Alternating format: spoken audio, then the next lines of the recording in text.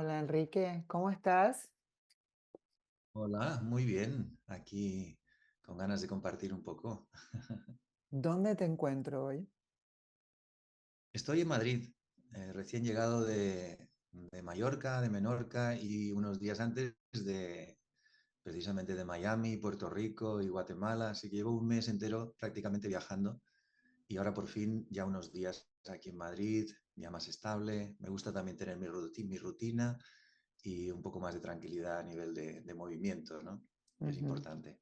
Bueno, déjame presentarte. Tu nombre es Enrique Mm. Simó, eres conferencista internacional, coach y facilitador en programas de desarrollo de liderazgo, experto en mindfulness y maestro de meditación. Tu enfoque se dirige a desarrollar el potencial y facilitar el autoconocimiento. Estás comprometido con el propósito de Brahma Kumaris, coordinando el centro en Madrid. Has viajado por todo el mundo impartiendo cursos y conferencias sobre meditación, mindfulness, inteligencia espiritual. Eres creador de contenido, tienes un canal de YouTube, autor de libros, creador de la aplicación Medita, una app que combina diferentes técnicas de relajación, visualización y mindfulness. Bienvenido, Enrique. Muchas gracias. Bueno, muy feliz de poder compartir contigo un tema que creo tan necesario en este momento y del cual tú has hablado bastante, por lo menos es como yo te conocí aquí en Miami, que es hablando sobre el poder de una mente silenciosa. Pero yo te quería preguntar un poquito, conocer un poquito, no solo tu background de trabajo, sino, Enrique niño, ¿cómo te criaste? ¿Qué educación recibieron tu hermano Guillermo y tú? Pues nosotros nacimos en el sur de España, en Algeciras, que es el último pueblo de España, delante justo de Marruecos. Y es porque mi padre, que era catalán, se fue lo más lejos de la familia que podía. Él quería independizarse y encontró un buen trabajo allí porque había estudiado idiomas y agencia de viajes.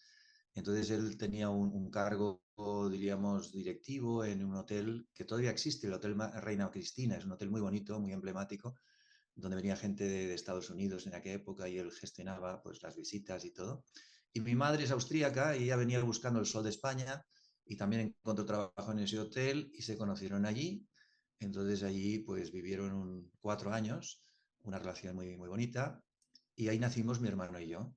Pero claro, luego ya cuando yo tenía 6 y mi hermano 4, Andalucía y sobre todo en aquella época, hablo de hace, en el año 59, pues 60 y tantos, 64, 65, pues no había muchos recursos para estudios y tal, estaba muy, muy, muy sencillo todo aquello. Entonces decidieron volver a Barcelona. Entonces a los 6 años ya volví a Barcelona y ahí empecé mis estudios normales en el colegio con los escolapios, me acuerdo de Diputación, y ahí estudié el bachillerato superior y luego empecé la carrera de ingeniería, pero al segundo año me rebelé porque no me gustaba y era como una imposición familiar y de todo el mundo porque sacaba buenas notas, tienes que ser ingeniero, tienes que ser... Y entonces al segundo año yo dije, ¿qué hago yo aquí? O sea, ¿qué hago yo aquí? Si a mí me gusta viajar, me gusta la creatividad, me gusta el arte, me gusta escribir, me gusta pintar. Y me fui. Y mis padres se enfadaron, te puedes imaginar, y todos se enfadaron muchísimo. Y me fui de casa, no solo dejé de estudiar, sino dije, mira, me voy a ganar la vida yo por mi cuenta. Pero ¿cómo vas a hacer eso? Y ahí empezó una trayectoria que primero fue un gran reto, pero que ha dado mucho sentido a mi vida durante mucho tiempo y ahora más todavía, ¿no? Y es que tuve la decisión, que no sé ni siquiera cómo salió de mi cabeza, pero yo dije, no quiero títulos de ningún tipo, solo quiero valerme por mí mismo. O sea, donde vaya, voy a valerme por quien soy y no por lo que hago, ¿no? Y de hecho tenía que terminar solo un examen de inglés para tener una titulación de inglés y le dije a mi padre que tampoco lo terminaba porque ya sabía inglés y no necesitaba el título. ¡Ah! Se enfadó también muchísimo. Y bueno, claro, eso me ha supuesto hacer mucho esfuerzo para encontrar trabajo, porque no tenía ninguna titulación, pero a la vez, pues me ha hecho desarrollar muchas habilidades de comunicación, de relaciones, de seguridad, de confianza en mí. Y claro, hacía cualquier tipo de trabajo y aprendía rápido y sabía que tenía que aprender rápido, tenía que descubrir todo rápido y no podía, porque no tenía otro apoyo, ¿no? Entonces hice de todo, hice pues desde vender en una tienda hasta pintor, hasta albañil, todo por temporadas cortas, ¿no? Pero luego empecé en hostelería y terminé, pues eso, cocinando, siendo el cocinero y coordinando todo un restaurante de los mejores que había en un pueblo en el norte de España, en Cadaqués, el pueblo de Dalí, que es muy famoso.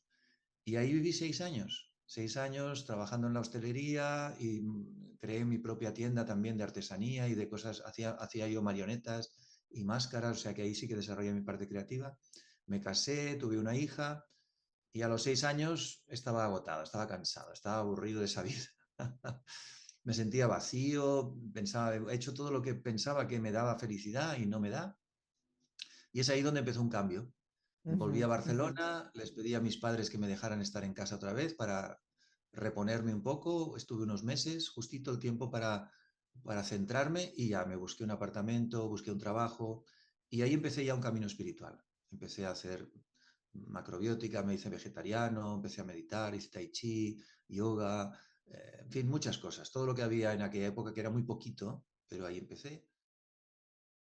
Muy interesante todo lo que cuentas porque mucha gente se puede sentir reflejada en tu experiencia, porque es mucho el esfuerzo que uno tiene, sobre todo en los primeros años de adolescencia, cuando te estás formando, para poder despegarte de ese mandato familiar, si es que lo puedes hacer, Mm. pero mucho más complejo es saber, bueno, ¿y quién soy yo? Ahora te quería preguntar, ¿cómo llega el coaching a tu vida? ¿Cómo empiezas en este mundo empresarial? ¿Se te dio una oportunidad y viste que era fácil para ti? Cuando empecé a asistir a Brahma Kumaris, unos años después, bueno, muchas preguntas se resolvieron, ¿no? Y muchas dudas, y la verdad que el conocimiento que recibí allí me clarificó muchas cosas, me dio mucha claridad, ¿no? Un poco de quién soy, qué quiero hacer, qué pasa en el mundo. Y entonces ahí ya también tomé la decisión de trabajar más, trabajos más, poco más serios, podríamos llamarle. No que sean mejores ni peores, pero hasta ahora hacía pequeños trabajos aquí y allá, me ganaba la vida bien, pero allí pensé, bueno, vamos a formalizar un poco. Y ahí es donde busqué un trabajo ya en una empresa, empecé a trabajar de adjunto de dirección, o sea, la persona que estaba dando apoyo al director de la empresa, y ahí aprendí mucho, y luego de ahí me salió un trabajo en la Expo 92 en Sevilla, en un programa de arte, que yo no sabía arte, pero por las relaciones y por las conexiones que tenía, pues ahí acabé y no sabían cómo lo iba a hacer y lo hice muy bien, les encantó y luego me subieron de categoría. Pero a la vez yo ya estaba dando cursos, ya estaba dando seminarios, hacía talleres, ¿no? Pero de forma voluntaria. Y la gente me decía, lo haces muy bien, Enrique, muy bien, tienes muy buen impacto, ¿por qué no te dedicas a esto? Pero claro, yo no lo tenía todavía en mi mente. Pero sí que cuando terminé la Expo 92 me dieron un buen dinero, pagaban muy bien y luego también tuve el paro durante un año prácticamente. Y entonces dije, bueno, ¿por qué no es el momento de replantearme mi trabajo? Y ahí es donde me empecé a mover, ya con la intención de dar cursos y hacer formación.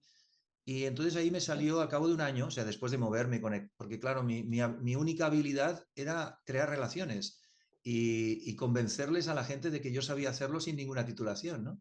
Porque todos los lados donde yo iba pedían titulación, o de psicólogo o de cualquier otra cosa. Pero bueno, al final conseguí dar unos cursos de relaciones humanas concretamente era para mujeres en aquel caso, de 600, 300 horas cada curso, o sea, era un curso muy completo. Ahí aprendí muchísimo. Y luego también empecé a dar cursos para profesores y asesores de escuelas. Y así estuve durante 11 años.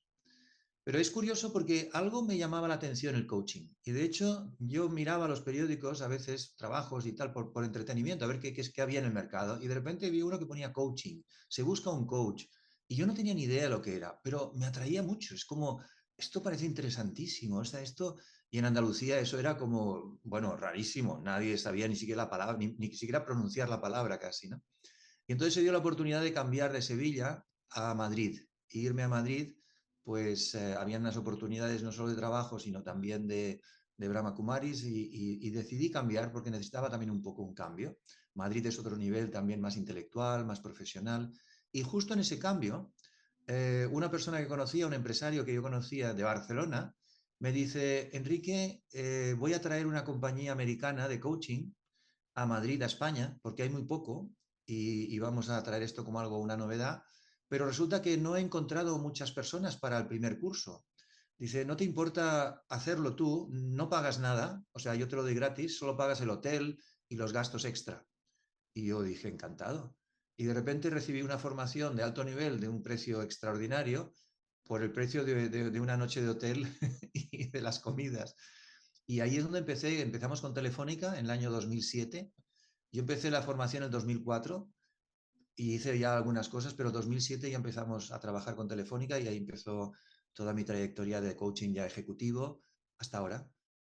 Me llama mucho la atención varias cosas de lo que dices y tiene que ver con la formación es muy importante, la formación, sobre todo la formación universitaria, y tú decías que no tenías título, te da un método de estudio, te da facilidad por ahí de tener un lenguaje, palabras, comunicación, pero hay otra cosa que tiene que ver con la intuición, la autovaloración, la seguridad, la credibilidad que otros puedan tener en ti, que eso no te la da la formación universitaria. Y eso tú lo tenías. Tú no tenías el título, pero alguien vio en ti que tú podías ser eh, el primero en impartir un curso. Y entonces ahora te pregunto, porque todas estas formaciones tú las hacías en paralelo con tu práctica espiritual y tu práctica de la meditación. ¿Qué es lo que Brahma Kumaris te imparte a ti al poder brindarte o abrirte herramientas a través del Raja Yoga? Pues para mí fue realmente un descubrimiento fundamental para el cambio en mi vida en aquella época, ¿no? Sobre todo el entendimiento de cómo funciona la mente. Para mí eso fue, bueno, hasta el día de hoy, que llevo casi 40 años, me sigue apasionando, ¿no? Entender, porque no es una cosa teórica, no es para dar una clase, es para entenderme mejor a mí mismo, ¿no? O sea, la forma que yo tengo de pensar, el impacto que tienen mis pensamientos en mi vida, en mi salud. O sea, yo he visto cambios en mi salud al cambiar mi forma de pensar y la actitud ante la vida, percibir la realidad de una forma distinta. Y luego te das cuenta que en coaching muchas cosas se parecían en ese sentido, ¿sabes? Reencuadrar, por ejemplo, una situación, ¿no? Hacer preguntas para reflexionar. Evidentemente no tiene la parte espiritual, pero yo estaba muy entrenado en realidad con toda la parte espiritual. Y muchos colegas míos me lo decían, Enrique, tú tienes ventaja, porque tú ya tienes un trabajo personal muy avanzado y nosotros no. Nosotros tenemos la técnica del coaching, pero nos falta el trabajo personal. Entonces, para mí me ayudó mucho a tener la mente calmada, a poder escuchar al otro sin tener ruidos internos, ¿no? A no estar juzgando, no estar haciendo mi conversación interna mientras escucho, sino era capaz de estar como en un estado, una actitud meditativa ante un cliente y escucharle. Y eso es el mayor impacto. La gente me decía, Enrique, es que lo que me gusta de ti es que me noto que no me juzgas, ¿sabes? O sea, no, me dejas ser a mí mismo. Y no es que yo hiciera nada pensando no te juzgo, es que no le juzgaba, esa es la realidad. Y la persona siente y percibe eso, ¿no? Entonces en Brahma Kumaris aprendí sobre todo el tema del alma, ¿no? Cuando me dieron el conocimiento de que yo soy algo más que este personaje, algo más que esta imagen que yo veo, cuando me empezaron a explicar que soy una energía, que soy luz, que soy un ser consciente, uy, eso se abrió como nuevas posibilidades, ¿no? Digo, uy, esto ya intuía yo algo, ¿no? Ya sentía que éramos más que esto que se ve y obtenía como ciertas experiencias de entender que la vida tenía más sentido y era más amplia que no solo empezar y terminar, ¿no? Nacer y morir. Entonces, claro, cuando te empiezan a dar estas ideas, las practicas, las reflexionas, lees, compartes, se abre una percepción de la vida absolutamente distinta. Cuando entiendes que eres un alma, que el alma es eterna, que vienes, adoptas un cuerpo, pero sigues tu papel y cuando lo dejas, sigues ahí tu camino, wow, te da una perspectiva de vengo de algún sitio y el impacto de donde estuve lo traigo y me iré a otro y me voy a llevar lo que estoy haciendo. Por lo tanto, he de poner atención a mis acciones, al karma, ¿no? Al impacto que tengo en mi vida, porque eso es lo que me voy a llevar. El dinero, las propiedades, ni siquiera la familia me la puedo llevar, porque es que tenemos que abandonarlo todo, esa es la ley de la vida. Cuando te vas, te despides de todo y de todos, pero lo que has acumulado dentro, eso es lo único que te llevas. mi vida ahora es una sensación de que alguien me acompaña, alguien me cuida, alguien me protege. Y luego estoy con mucha gente, sí, pero también cuando estoy solo no estoy solo. Hay una sensación de compañía que es muy agradable. Y no es una sugestión, porque si no diría yo, vaya, qué listo soy sugestionándome, pero un día se acabaría la sugestión. Y no, no es es una sensación real de que alguien te acompaña, de que alguien te conoce, con el que conversas internamente y es alguien que está separado de ti, porque muchas veces me vienen ideas que no son mías y digo, ¿cómo se me ha ocurrido esto? ¿No? Y entonces me doy cuenta de que hay alguien que me está insinuando ideas, ¿no? Inspirando. Y es muy sutil, es verdad, es muy sutil. Para personas muy científicas o muy no cartesianas, diríamos, pueden decir, todo esto es tu imaginación. Y no tengo nada que decir, pero les diría que no lo es, simplemente sé que no lo es, porque no me puedo imaginar yo tantas cosas durante tantos días, durante tantos años. Porque es como decir, madre mía, qué imaginación tengo yo, ¿no? Y no la tenía antes. Entonces eso también me ha dado una perspectiva muy distinta de muchas cosas, ¿no? De la vida. Entonces eso, claro, ha marcado mucho. Me da seguridad, me da tranquilidad, me da entendimiento y puedo entender a las otras personas también mucho mejor, porque cuanto más te entiendes tú, más entiendes a los demás también. ¿Mm? Sí, por eso es que también escuchándote pienso que la gente que tiene apegos son los que más sufren, porque el apego te ancla, te estanca. Ahora, la pregunta es, ¿qué es una mente silenciosa? Una mente silenciosa es una mente que piensa poco, es una mente que piensa bien y es una mente que piensa lento. Y eso no significa que seas una persona pasiva, lenta y torpe. No, al contrario. Para mi sorpresa, porque yo era un pensador rápido, era un pensador intenso, era un discutidor. Entonces, claro, cuando yo empecé a descubrir que la mente se podía calmar y entonces es como que se te abre un mundo de posibilidades, hay espacio. O sea, mente calmada significa que hay espacio, hay, hay, hay, hay silencio, ahí hay posibilidades. Pero cuando estás lleno todo el rato, pensando todo el rato, muy rápido, pensando, no hay espacio para, no entra nada, no puede entrar nuevas ideas, siempre piensas más de lo mismo. Una mente silenciosa es una mente creativa, es una mente que sabe responder, que encuentra soluciones, que, que sabe dar la respuesta adecuada en el momento adecuado, que sabe cuándo estar en silencio y cuándo tener que hablar. ¿Sabes? O sea, es como tienes un espacio para poder decidir, tienes un espacio para poder pensar qué quieres hacer, cómo quieres actuar. eh, y te da un espacio para entender al otro también. Porque cuando la mente está calmada, escuchas al otro tal como te está hablando. No le estás interpretando, no le estás juzgando, sino la mente está quieta y eso es lo que hay. Esta persona le está pasando esto. Bien. Y la otra persona de repente, ¿sabes lo que pasa cuando hay una mente calmada?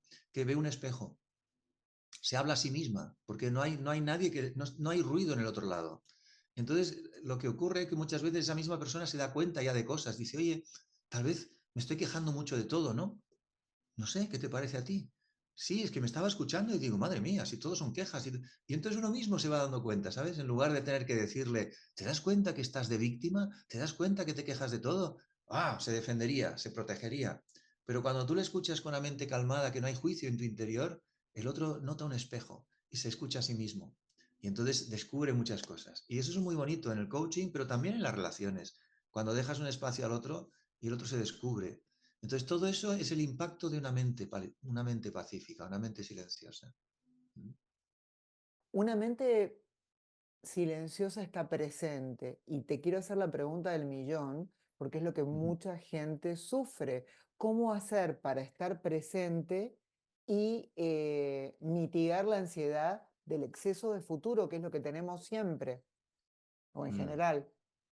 Sí, y es una buena pregunta porque estudios que leí, ¿no? Que habían hecho de, digamos, encuestas con personas de dónde pasaban el máximo tiempo en su mente, ¿no? Y en su actitud interna. Y parece ser que más del 70% de personas viven en el pasado. Lo que no hice, lo que podía haber hecho, lo que no, lo que me hicieron. Un 25 viven en el futuro, pero con preocupaciones. ¿Qué va a pasar conmigo? Si tendré trabajo cuando sea mayor. Y muy pocos viven en el presente. Entonces el presente es el único momento que existe. Esa es la realidad. Pero cuando perdemos la conexión con nosotros mismos, cuando perdemos ese centramiento de conexión con el ser y estamos totalmente, diríamos, la atención está diversificada hacia afuera, sintiendo que soy la imagen, que soy el personaje, un poco lo que llamamos el ego también, ¿no? Estoy atrapado por el ego, que no tiene que ser negativo, pero es una fachada, ¿no? No es una realidad, es una imagen. Y miro a los demás y escucho las noticias y miro el mundo como está, entro en una dinámica mental en la que hay muy poca conexión contigo. Y cuando hay poca conexión contigo, hay miedo, hay inseguridad, y cuando hay inseguridad, uno empieza a proyectar qué me pasará en el futuro, y si me quedo sin trabajo, y empieza a hacer especulaciones, y sí, ¿no? Y sí, y si me pongo enfermo, y si me quedo sin trabajo, y si me separo, y si mis hijos no tienen dinero, y si no tengo comida, y si hay una guerra. Y claro, entonces es un sin vivir, porque el easy nunca lo puedes resolver. Siempre está en un lugar que no puedes cerrar el tema, se te queda en la mente y va generando ansiedad. Entonces no vives el presente. El presente solo lo puedes vivir cuando trabajas internamente y estudias un poquito cómo funciona tu mente, qué impacto tienen tus pensamientos en tu vida. O sea, hay que hacer un estudio, hay que trabajar, ¿sabes? Como estudiar un idioma. O sea, no es solo meditar y sentarse y respirar y estar ahí presente. Eso es una técnica, pero no es suficiente. Es como si alguien cogiera un diccionario y dice, voy a leer el diccionario. No, tienes que estudiar un idioma, tienes que empezar a saber los verbos, tienes que entender la combinación de las palabras, tienes que saber un poco la cultura de ese lenguaje y poco a poco vas entendiéndolo todo en global, ¿no? Y luego te pones a hablar o a hacer ejercicios. Con la meditación es lo mismo, necesitas leer, necesitas ver vídeos, necesitas hablar con personas, necesitas reflexionar. Y siempre digo a la gente que escriban, hacer un journaling, ¿no? Un diario, pero no de lo que he hecho, sino de mis reflexiones personales. Y todo eso te va haciendo entender que no es saludable estar en el futuro, que no es saludable estar en el pasado, que el esfuerzo está en estar en el presente. Cuando te das cuenta de eso, es cuando vas a poner atención, que esa es la palabra clave.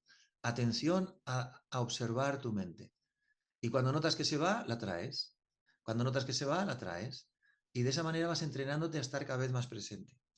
Y estar presente no es que sea difícil. Por ejemplo, ahora yo estoy aquí, estoy hablando contigo, pues eso es lo que hay que hacer. No tengo que decirme estoy presente, estoy presente. Simplemente no voy a pensar en lo que tengo que hacer después, no voy a pensar en lo que hice antes. Estoy aquí, me concentro, estoy atento, estoy escuchándote. Entonces, si tengo que después hacer jardinería, como antes estaba haciendo un poco de jardinería, pues estoy haciendo jardinería. Y ese momento es para hacer las plantas y estoy ahí, no estoy pensando, luego tengo una entrevista, luego tengo que hacer no sé qué, y antes tuve que... No, estás ahí disfrutando de las plantitas, tal, termina la hora de jardinería, vas a hacer otra cosa. Y te das cuenta que la vida tiene sentido y cada momento tiene su encanto. Desde una entrevista a la jardinería, a estar comiendo con alguien, a dar un paseo o hacer una siesta. Pero cada momento tiene su encanto y lo disfrutas. De la otra manera, lo que ocurre es que no disfrutas nada, porque siempre estás en otro sitio en lugar de estar donde te corresponde. Pero ya digo, lo importante, que a la gente le cuesta mucho, no es solamente decir estoy presente, tienes que estudiar, tienes que escribir, tienes que reflexionar, tienes que entender todo esto. Es un estudio. Yo cada vez utilizo más esta palabra, estudio, porque la meditación no es una técnica, es un estudio de ti mismo, de tu mente, de la vida, de la percepción de la realidad, tantas cosas tan bonitas y te van llevando poco a poco a entender que el momento más bonito, único, donde se genera la creatividad es el presente, no hay otro. Una de las partes del estudio, diríamos, de entender tu mente es entender cómo alimentas a tu mente cada día. Porque el alimento que tú le das, igual que al cuerpo, ¿no? Hoy en día hay mucha información ya, y a mí me encanta esto, de los alimentos, ¿no? Del impacto que tienen. Entonces la gente ha tomado mucha más conciencia en general de una buena alimentación y el impacto que tiene. De hecho, en el deporte di una vez un seminario para entrenadores de fútbol en España, a nivel incluso nacional, y les pregunté, ¿cómo es que el deporte en España ha cambiado tanto y ha subido tanto de nivel, ¿no? Y me dijeron, por el cambio de alimentación. Fíjate, yo pensaba que eran porque habían aprendido nuevas técnicas o en fin, y no, dijeron el cambio de alimentación. Y ahora lo estamos viendo, ¿no? Muchos tenistas, futbolistas, están cambiando su alimentación porque ven que tiene un impacto distinto en todo su cuerpo. Entonces, claro, pasa lo mismo con la mente. ¿Cómo alimento la mente? Y hoy en día tenemos ese problema, que la gran mayoría de personas la están alimentando con vídeos que son distracciones o incluso no solo distracciones, sino incluso información que no es adecuada, muchas noticias que son informaciones manipuladas incluso, ¿no? A mucha gente me dice, ¿has visto el vídeo que te envié? Digo, lo he empezado a mirar, pero no lo he mirado. No, es que es muy interesante, habla de no sé quién, pero digo, ¿de quién es este vídeo? Un amigo que me lo ha enviado. Digo, bueno, ¿y un amigo? ¿Y quién es tu amigo? No, es que esto lo ha escrito no sé quién, pero ¿y cómo sabes que lo ha escrito no sé quién? Porque lo dice en el vídeo. Digo, bueno, pero yo puedo decir cualquier cosa en el vídeo. O sea, ¿cómo te puedes creer que un vídeo que te ha dicho no sé quién, te ha dicho no sé qué, que es no sé qué, y eso es verdad? Y luego te das cuenta que no, que hay tanta información que se pone para que la gente acceda al vídeo, ¿no? Y haga visualizaciones. Entonces hay que saber entender cómo quiero alimentar mi mente. Entonces yo soy muy selectivo. Cada día escucho conferencias, escucho meditaciones, leo libros espirituales, pero pongo mucha atención cómo me alimento mentalmente, porque ese alimento es lo mismo que la comida para el cuerpo, va a dar vida a mi mente y le va a dar fortaleza a mi mente y le va a dar claridad a mi mente. Volviendo al tema de la meditación, yo creo que es algo que se debería impartir en las escuelas desde los niños para poder ayudarlos a entrenar esa mente, ¿no es cierto? Que tú dices. Y estaba leyendo, creo que tú trabajaste con Borja Vilaseca, él acaba de abrir una escuela que es la Escuela Consciente Terra, en donde hablan sobre la educación emocional.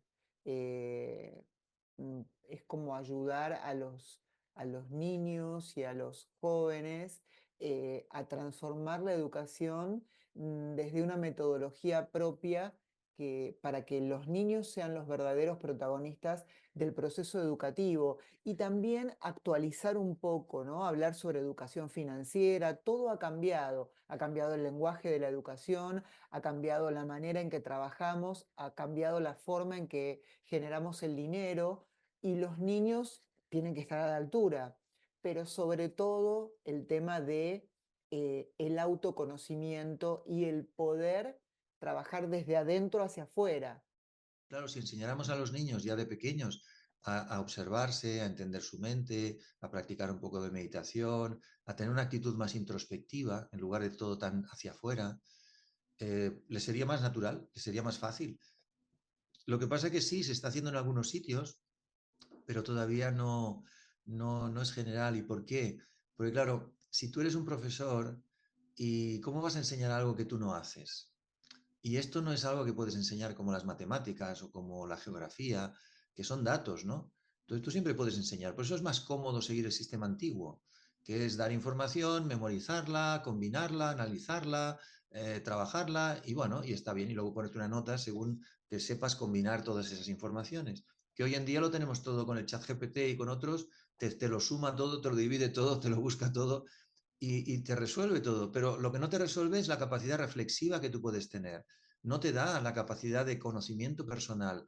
Entonces, es una oportunidad, yo lo veo como oportunidad para muchas cosas así muy mecánicas que te las resuelva la tecnología. Pero tú dedícate entonces a conocerte mejor, a entender el mecanismo del ser humano, que eso no te lo va a dar ninguna, ninguna tecnología, y conocerte mejor para desarrollar lo que es más importante, seguridad en ti mismo, confianza en ti mismo, capacidad de relacionarte con los demás, inteligencia emocional. O sea, es que es fundamental en la vida. Luego la gente sufre mucho porque no tienen inteligencia emocional, no saben relacionarse, no saben expresar sus necesidades. O sea, cosas que son aparentemente básicas, pero si no hay entrenamiento, en la medida que vas creciendo se va haciendo muy difícil. Y yo me encuentro con muchos directivos en empresas que no tienen esa capacidad, no la han desarrollado, porque han estudiado solo a nivel intelectual. Son grandes personas con mucho conocimiento, con una capacidad técnica extraordinaria, consiguen resultados, producen y consiguen lo que la empresa espera, pero no están felices, no están satisfechos. Esa energía no satisface al alma humana, eso es lo más interesante. El dinero no satisface al alma humana. El dinero es un recurso para tener una buena casa, dinero, comida y coche y lo que quieras, pero no para sacar la satisfacción a través del dinero, porque eso no te lo da. Y ni el trabajo tampoco. Entonces yo veo que tanta gente proyecta en el trabajo, en su posición, en subir. No, no, yo quiero crecer, yo quiero progresar, yo quiero conseguir. Y así se pasa en la vida, ¿no? Como la zanahoria, que vas persiguiéndola, persiguiéndola, pero nunca llegas, porque siempre hay más, siempre puedes conseguir más. Pero cuando vas dentro, lo has conseguido todo. Porque lo de fuera, pues está bien, y haces lo que te apetezca hasta donde quieras llegar. Pero lo que más te importa es tener esa estabilidad, esa tranquilidad, ese foco interior desde donde tú sabes con el tiempo que desde ahí puedes ser creativo, desde ahí puedes comunicarte de otra manera, desde ahí puedes expresarte y tantas cosas hermosas salen cuando tú te conectas con tu interior. La gente cree que esto es una cosa añadida y que le quita tiempo a lo importante. Y yo ya lo tengo clarísimo porque lo veo. No, eso es lo importante y lo otro, y te va a hacer que todo lo demás funcione mucho mejor, incluso la economía, incluso el trabajo, las relaciones, todo funciona mejor. Es Es una tal cual, paradoja de la vida, ¿no? Sí. es tal cual, es tal cual. Y también simplificarse, no complicarse tanto, sino hacerlo más simple. Todo Todo, el así. dinero, el amor, las relaciones, la vida, simplificarla. Ha sido un placer verdadero hablar contigo, Enrique. Om Shanti. Om Gracias. Shanti. Muchas gracias. Muchas gracias a ti. Bye. Hasta luego.